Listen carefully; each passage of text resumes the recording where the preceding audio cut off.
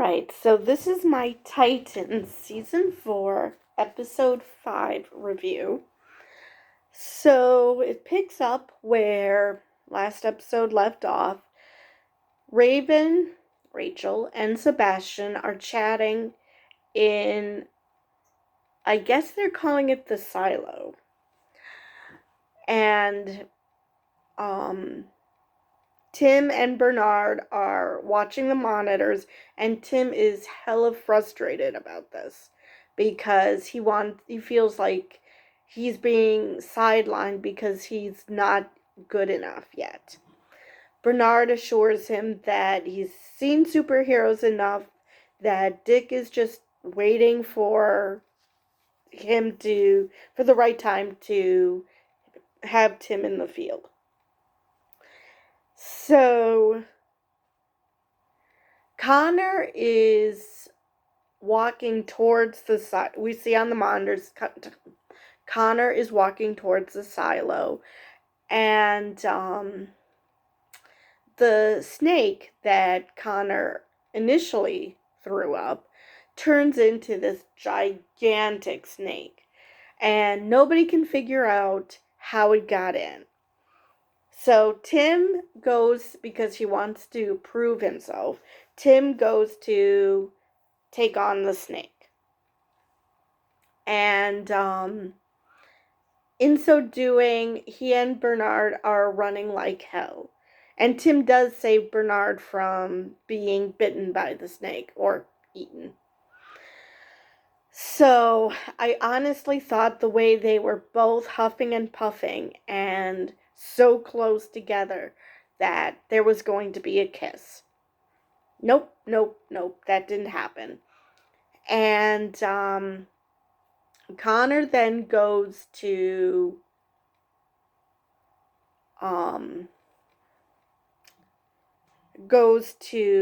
spell Rachel, claiming that this was Dick's idea.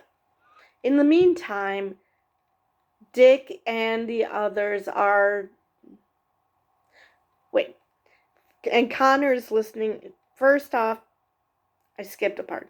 First off, before that, Connor is hanging out with the guys, and they're trying to figure out where the snake came from. They assume, maybe it's the same snake that killed Luther. Nobody knows where this snake came from. And Connor doesn't say shit. He's just, it looks like he's in a trance. He's just staring straight through.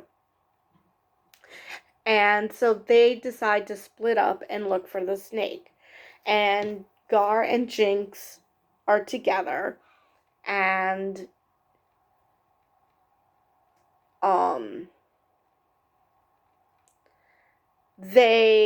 Gar is talking to Jinx about his visions, and it's this place he goes to is called the Red, but she doesn't know much about it. And Connor goes to spell Rachel. Corey and Dick find Rachel, and they're like, "What are you doing?" Connor said that you spelled him. That you sent him to spell me. And obviously that was not the case. Connor tries to take Sebastian out of Star Labs, but is stopped by, first stopped by Dick and Corey, but then really stopped by Jinx. And so they end up tying him up. They put kryptonite cuffs on him, and he's acting really weird. He's actually acting drunk. But and it's like, okay, how is Mother Mayhem controlling him? Because this is obviously not Connor. And in the meantime, Corey, Rachel, and Sebastian drive off. And Dick won't even tell Gar where Corey's taking Sebastian. It's entirely possible Dick had no idea. And So Gar and Dick are babysitting Connor. And Dick lifts up his shirt and there's something grumbling inside of him, which is apparently another snake. So this is probably why Mother Mayhem chose Connor, because nobody else survived long enough to have two snakes growing in them. So it turns out he's cursed, and Jinx knows how to destroy the snake. It's just a matter of getting into Connor to do that, because, well, he's got impenetrable skin. So how do you get in there? So Gar mentions, and this was a nice callback to the fact that he started off as a member of the Doom Patrol. Gar decides that he can turn into a virus, and the virus would carry this spell, this concoction that Jinx was gonna make in blue ash, so that would help Connor. Okay, fine. So they put their plan into action. Dick is so not liking this because there's no exit strategy. So Gar's like, yeah, I might end up stuck.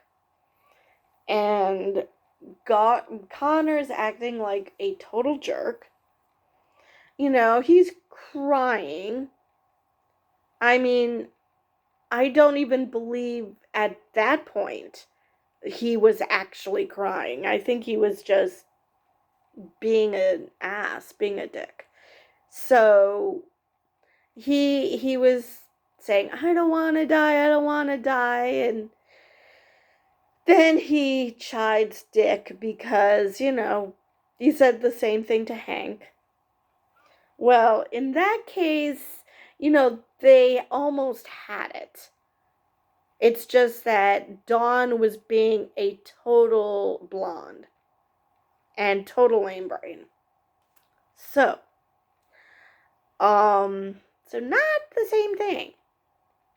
He does, I guess technically has a ticking time bomb in him, but you know what? He's literally the only one who can survive having a snake come out of him, so. So, while they're working on that, like I said, Dick's not happy about it, but they go through with it. And, of course, a virus cannot live outside of a living host. So, if Connor dies, Gar dies. So, Connor almost did. And but this explains this personality change and basically being controlled by Mother Mayhem, because the curse, explains why he didn't tell anyone that he threw up a snake, and that snake was probably came out of him, or that he had a wound that wasn't healing. Because at first I thought, why isn't he telling them about the wound? Why isn't he telling them about the snake? Well, curse. Because he's acting very un-Connor-like. So they put the plan into motion and it works. So then the snake comes out and Tim uses the bow staff to decapitate the snake. And again, saving Bernard.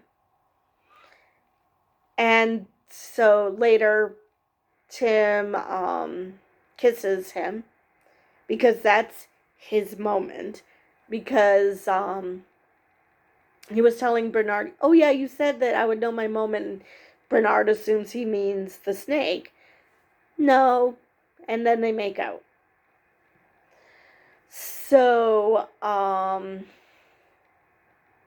Yeah, Bernard was getting a lot of Titans love in this episode because then they managed to bring Gar back. And Gar immediately hugs Bernard. And Bernard is just like, I have no idea what to do with this.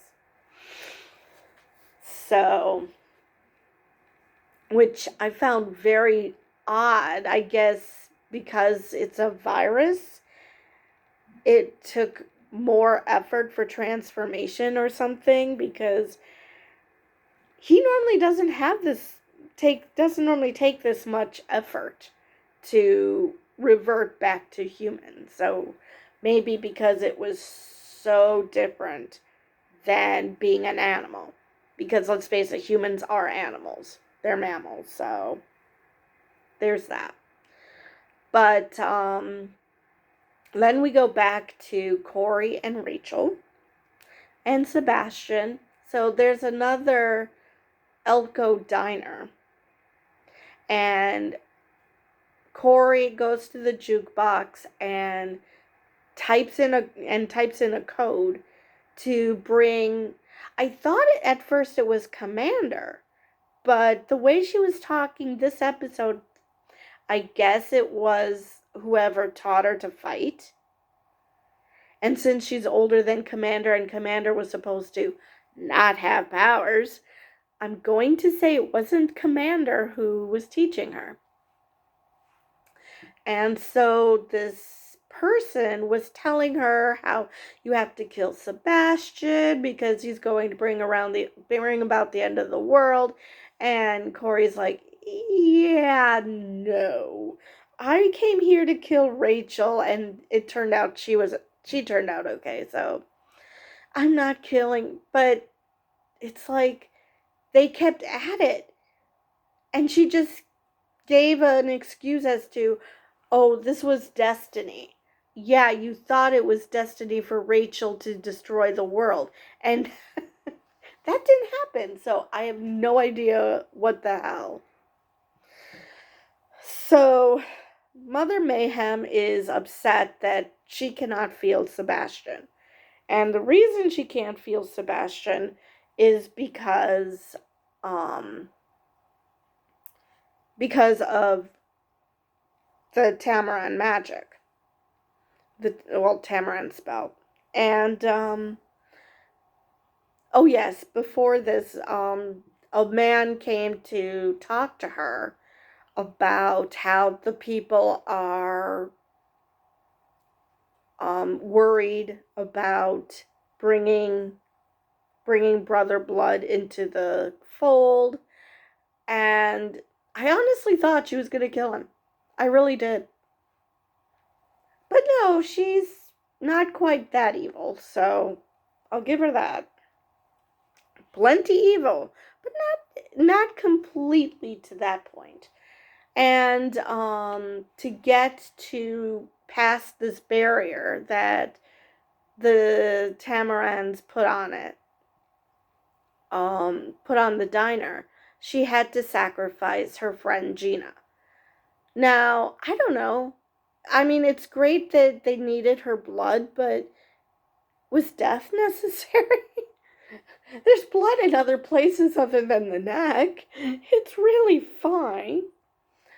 But I guess they needed to get rid of Gina because Sebastian's going to replace her. So, so she manages to get to the diner, and unlike the first time where Corey was able to take her out, her powers did absolutely nothing. So I guess because of Trigon, that's why she had no effect on Mother Mayhem this time. So eventually Sebastian, because Rachel right now is useless because she's still normal. She's still normal. And so Sebastian protects Corey by giving himself up, and he thanks Rachel for being so nice to him. So now I know in the comics, Brother Blood is a enemy of the Titans. So is he gonna is whatever they're planning on doing to turn him into Brother Blood, is that going to make him forget how nice the Titans were to him? But he says the words, and then he's taken to this cavern, I guess, where they where the organization is hiding out, and everyone is chanting excitedly, Brother Blood. So and that's how this episode ends. So I assume that next episode, well, actually, I don't assume. It says on the episode description that the Titans tried to save Sebastian before the Blood Moon ritual. Which, I wonder when Corey and Rachel are going to tell the others that, oh, by the way. Because at the end of the episode, they did not. They were just looking around, and they were back at the regular diner, just looking around. How about calling someone like Dick and saying, oh, by the way, this thing happened? But anyway, so the Titans tried to save Sebastian before the Blood Moon ritual. Connor's new personality rears. Oh, good. More 90s dick bag Connor Kent. Yay. And Gar is presented with a choice. Okay. That'll be interesting. My